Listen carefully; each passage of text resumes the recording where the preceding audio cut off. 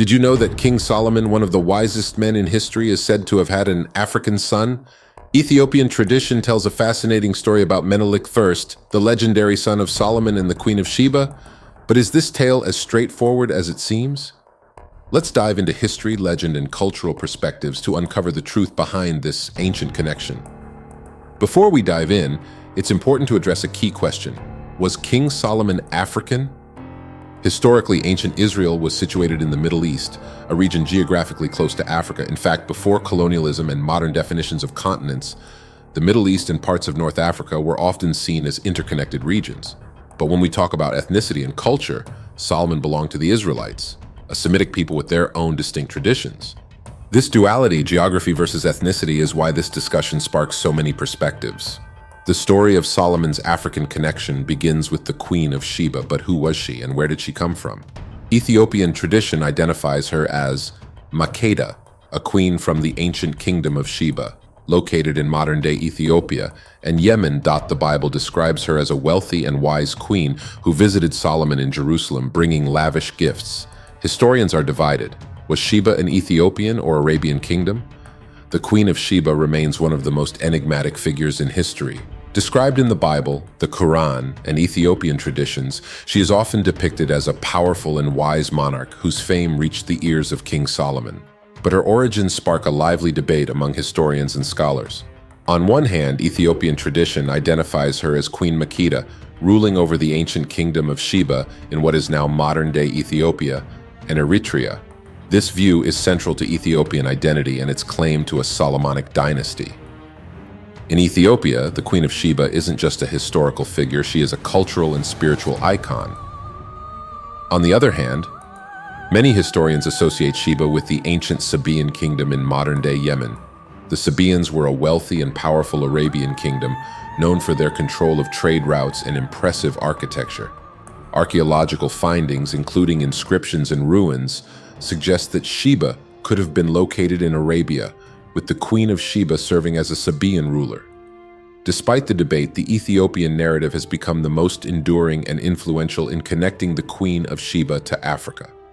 According to Ethiopian legend, her visit to Solomon not only forged a bond between two great civilizations, but also laid the foundation for Ethiopia's royal lineage and its ties to Judeo-Christian traditions. And this is where the story of Menelik I begins, a figure who symbolizes the union of two worlds and the enduring legacy of this legendary queen. The birth of Menelik I is not just a tale of royalty, but also one of destiny and legacy. According to Ethiopian tradition, after the Queen of Sheba's fateful visit to King Solomon, their bond resulted in the birth of a son. The queen returned to her kingdom in Ethiopia, where she gave birth to Menelik, whose name means son of the wise. Raised in Ethiopia, Menelik grew up hearing stories about his father, the legendary King Solomon, renowned for his wisdom, wealth, and devotion to God. Although Menelik was the heir to one of Ethiopia's greatest queens, he lived a humble life, guided by Ethiopian values and traditions. As he matured, Menelik became curious about his lineage and decided to travel to Jerusalem to meet his father.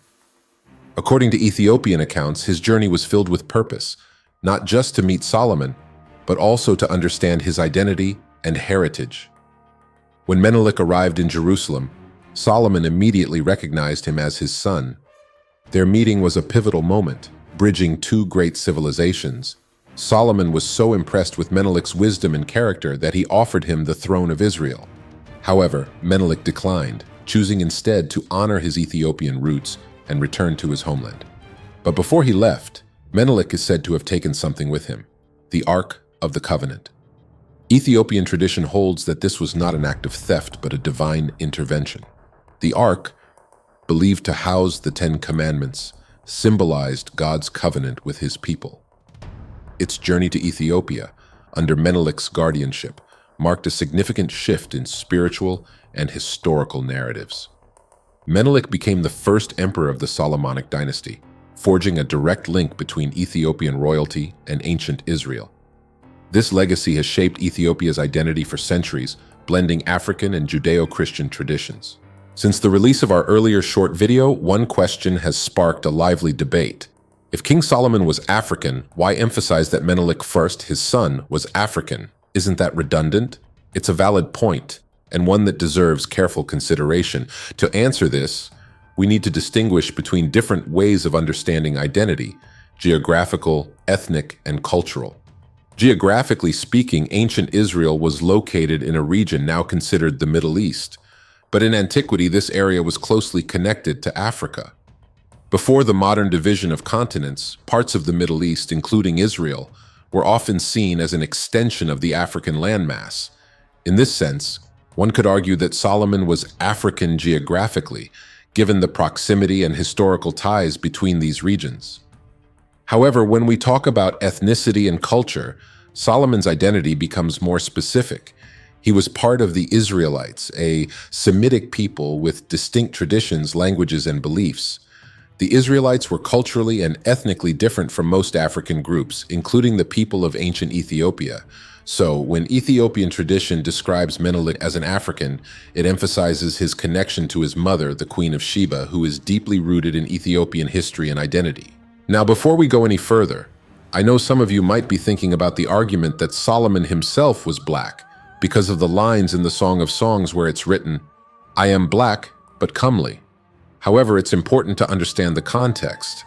These words were not spoken by Solomon, but rather by the woman in the poem, symbolizing her own feelings of insecurity and beauty.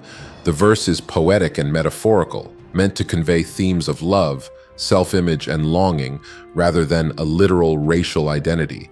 So, while it may sound compelling, it's crucial to interpret this passage in its proper literary and historical context. This distinction helps us understand why Menelik's story is celebrated as part of Ethiopia's African heritage.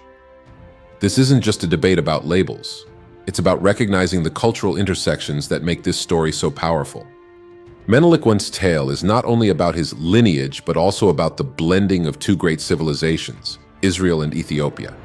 By highlighting Menelik as an African, Ethiopian tradition celebrates its unique role in preserving this legacy and connecting it to African history. We also understand that historical narratives like this can be interpreted differently depending on cultural, regional, and personal perspectives. History is complex, and legends often serve as bridges between fact and faith, geography, and culture. We welcome these discussions as a way to deepen our collective understanding. If you have insights, questions, or challenges, we encourage you to share them respectfully and constructively. That's how we learn and grow as a community. As we explore stories like Menelik I and the Ark of the Covenant, we see how legends shape our understanding of history and culture. Whether you view Solomon as African, Semitic, or something else entirely, his connection to the Queen of Sheba and Ethiopia is a testament to the rich and interconnected history of humanity. If you enjoyed this exploration of history, don't forget to like, subscribe, and share your thoughts in the comments. Let's keep the conversation going.